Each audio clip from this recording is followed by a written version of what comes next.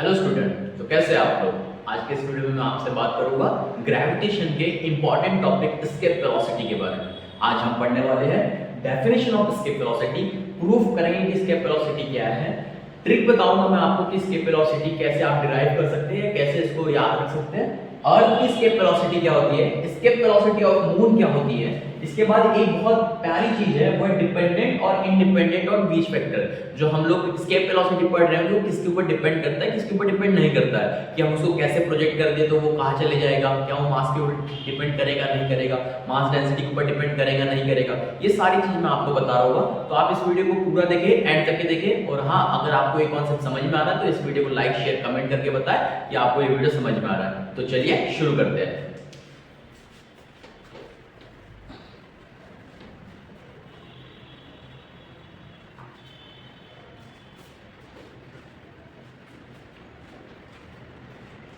The word escape velocity is said that एक ऐसी velocity दे दे एक ऑब्जेक्ट को कि वो अर्थ की ग्रेविटेशनल फील्ड छोड़ के बाहर चले जाए, उस वाली वेलोसिटी को हम कहेंगे कि वो escape वेलोसिटी है।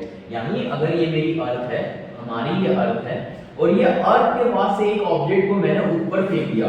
अच्छा, आगे चल के मैं आपको बताऊंगा कि इसको किसी भी डायरेक्शन में फेंक सकते हैं हम लोग। जैसे अगर इस वाले डायरेक्शन में फेंका तो आप लोग यहाँ अगर ऑप्टिकल यहाँ तो सीधा इस दिशा में निकल जाएगा। अगर मैंने एक ऑब्जेक्ट को फेंका और इतनी स्पीड से फेंक दिया कि वो अर्थ की ग्रेविटेशनल फील्ड छोड़ के बाहर चले जाए और यहाँ जाके उसकी r के ऊपर के ऊपर उसकी वेलोसिटी जीरो हो जाए।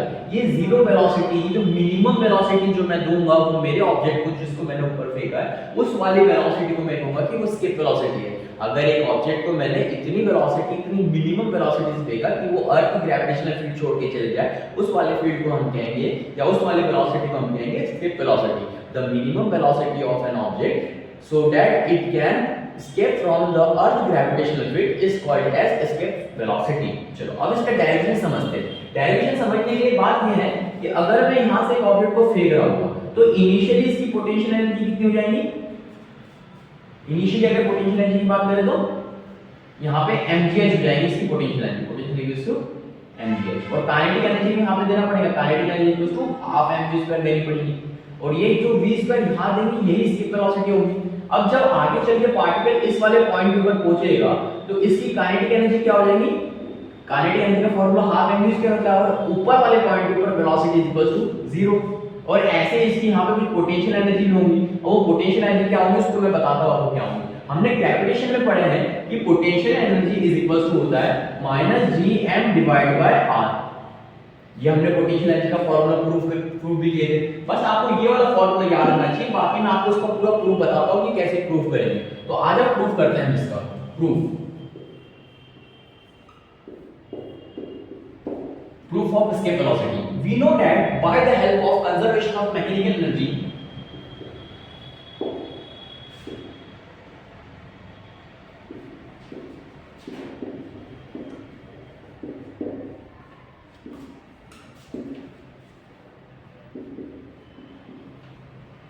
मैकेनिकल एनर्जी, हम ये कह सकते हैं कि potential energy initial plus kinetic energy initial is equals to potential energy final plus kinetic energy final. बिल्कुल सही। अच्छा, फाइनल काइनेटिक एनर्जी कितनी हो जाएगी, हमने भी बताया था 0 हो जाएगी। क्यों हो जाएंगी, इस पॉइंट के ऊपर उसके पास कोई भी मोशन नहीं होगा, वो उसकी वेलोसिटी 0 होगी। वेलोसिटी 0 होगी तो हम कह सकते हैं कि फाइनल काइनेटिक एनर्जी 0। अब अगर बात करें पोटेंशियल एनर्जी की, तो पोटेंशियल एनर्जी भी देखा जाए तो इसकी 0 हो जाएगी। कैसे होगी ये बात समझो मेरी, कि पोटेंशियल एनर्जी का फार्मूला क्या होता है हमारे पास, अभी मैंने बताया था -mgm divide by r, -gm divide by r। Sir ये फार्मूला होता है पोटेंशियल एनर्जी का, अभी तक ये पढ़ता है। अच्छा, इस पे थोड़ी सी इसी पे बात कर लो, इधर बात नहीं, पहले इस पे बात कर लेते हैं। अगर मैं कहूं कि g कांस्टेंट क्वांटिटी जो मास में फिर, अच्छा तो अर्थ का मास है डिवाइडेड बाय क्या है r मतलब distance between that earth, centre of earth and that point. और ये जो पॉइंट है ये इंफिनिटी के ऊपर है, तो मैं कह सकता हूं कि ये वाला पॉइंट कितना है, इंफिनिटी। r टेंड्स टू कितना है, इंफिनिटी। और हमको पता है कि अगर कोई भी चीज a डिवाइड बाय इंफिनिटी है तो इसका मतलब होता है 0। तो ये वाली क्वांटिटी भी क्या होगी, 0। यानी ये वाली पोटेंशियल एनर्जी फाइनल और काइनेटिक एनर्जी फाइनल हो गई 0। अब इधर वाली को बात करते हैं। पोटेंशियल एनर्जी इनिशियल की बात करें तो हम इसको लिख रहे होंगे mgh। mgh का पोटेंशियल एनर्जी का फार्मूला होता है, और काइनेटिक एनर्जी मैंने नीचे इसको प्रोवाइड की होगी, ये है हाफ mve का स्क्वायर।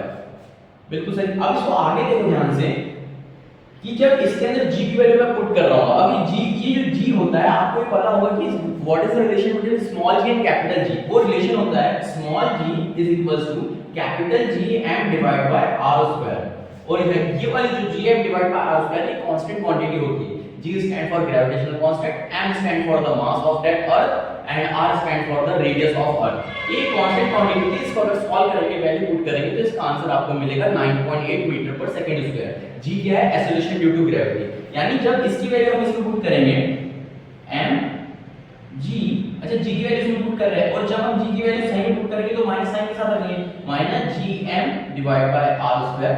और ये जो h है, h की अगर बात की जाए, वो अगर यहाँ पे एक ऑब्जेक्ट रखा है तो अर्थ कितना ऊपर रखा है, अगर सेंटर से बात करें तो, क्योंकि जो भी फोर्सेस हैं हम सेंटर से कैलकुलेट करते हैं, और सेंटर से कैलकुलेट करने का मतलब है कि यहाँ से लेके यहाँ तक का डिस्टेंस हो गया r डिस्टेंस। तो ये h को रिप्लेस करके मैं लिख रहा हूँ r plus half mve square is equal to 0। बिल्कुल सही, समझ में आ गया सर। आगे ये वाले r में ये वाले r को मार दिया है, r कैंसिल विद r। आगे समझो कि अब क्या बचा हमारे पास, m,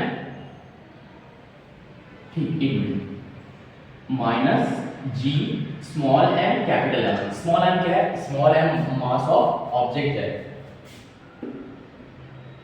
मास ऑफ ऑब्जेक्ट।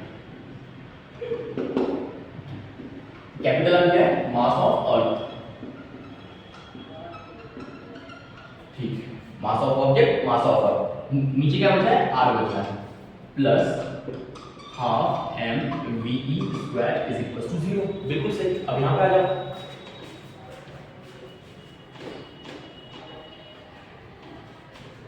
वही वाली चीज यहां पे रिपीट करके लिख रहा हूं। ये इधर माइनस में उधर जाके प्लस में जाएगा, तो ये बन जाएगा half mve square. Small m है, स्मॉल m क्या है? Mass of object, mass of object जिसको मैंने ऊपर फेंका है।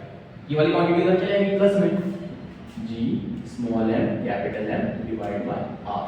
बिल्कुल सही। स्मॉल m ने स्मॉल m को मारा।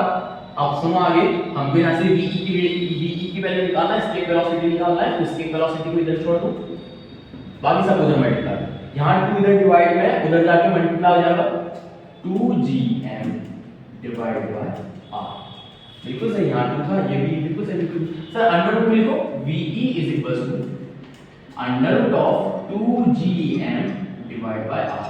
ये होता है एस्केप वेलोसिटी। ये एस्केप वेलोसिटी का डेरिवेशन है। Escape velocity v is equal to under root 2gm divide by r। अब समझो, ये है इसका प्रूफ हो गया। अब समझो sir, 2 constant, g constant, m constant, r भी कांस्टेंट, सारी क्वांटिटी कांस्टेंट, तो ve क्या होगा? इसकी एक फिक्स्ड वैल्यू आ रही। अगर ये मैंने मास ऑफ अर्थ दिया था कैपिटल M, तो मास ऑफ अर्थ, तो हम ये कह सकते हैं कि escape velocity ve for earth is equal to, जब इसके अंदर सारी वैल्यू पुट करेंगे तो हमारे पास आंसर आएगा 11.23 किलोमीटर पर सेकंड। किलोमीटर पर सेकंड, इसका मतलब ध्यान से समझो कि एक एस्केप वेलोसिटी अर्थ के ऊपर एक ऑब्जेक्ट की कितनी है। एक ऑब्जेक्ट अगर 1 सेकंड में 11.23 किलोमीटर चल गया तो वो अर्थ की ग्रेविटेशन फील्ड छोड़ के बाहर चले जाएगा। एक बार फिर से सर, 1 सेकंड में कोई ऑब्जेक्ट 11 किलोमीटर चल गया तो वो अर्थ की ग्रेविटेशन फील्ड से चले जाएगा। अगर आपको वंदे भारत की स्पीड में बताओ तो वो है 100 या 120 किलोमीटर पर आवर, यानी वो 1 घंटे में 120 चल रही है। इसे 1 घंटे में नहीं, 1 सेकंड में चलना है। 1 सेकंड में चलना है 11.23 किलोमीटर। जो रॉकेट propulsion होते हैं, सोचो उसको कितने स्पीड से नीचे से ऊपर फेंका जाता होगा ताकि वो अर्थ की एस्केप वेलोसिटी से बाहर निकल जाए।